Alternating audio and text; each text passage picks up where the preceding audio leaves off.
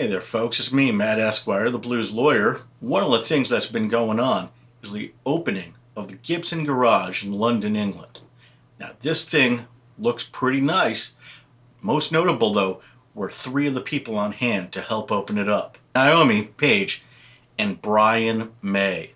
That's right, Brian May is there too. What does this mean? Well, no one's quite sure yet, but who knows?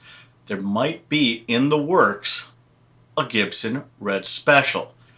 Now, a Red Special would really be something because, quite frankly, it's a bit of a freak show of a guitar to begin with. And I say that with all the love in the world. If you don't know, May built this guitar way back when he couldn't afford a guitar by Fender or Hofner or anyone else. So what did he do?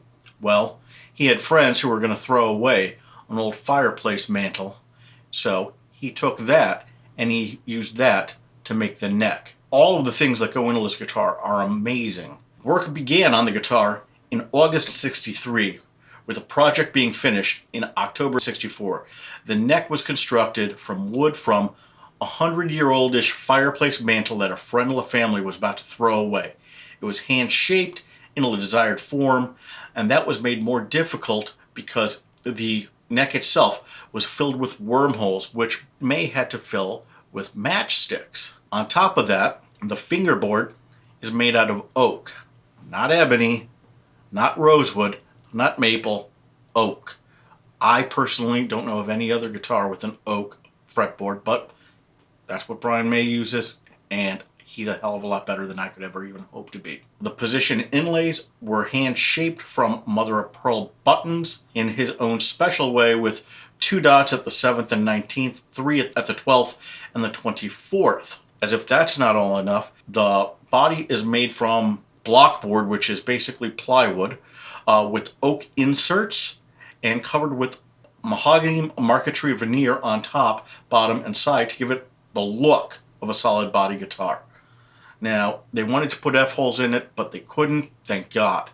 On top of that, there was plastic shelf edging that was used instead of binding to protect the edges. And there was also a custom-made aluminum bridge. There was a tremolo system made from an old hardened steel knife edge shaped into a V and 2 motorbike valve springs to counter the 79 pounds of string tension. The tension of the springs can be adjusted by screwing the bolts, which run through the middle of the springs, in or out via 2 small access holes near the rear strap button. On top of that, there was evidently a giant bolt that holds on the neck.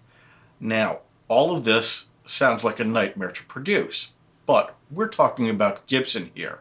And what does Gibson like to do? They love to do those loving recreations of these guitars. I would not be surprised if Gibson doesn't have in the works a replica of that, a la the Greenie experience, where, who knows, they very well could make a replica using a tremolo made from knife edges.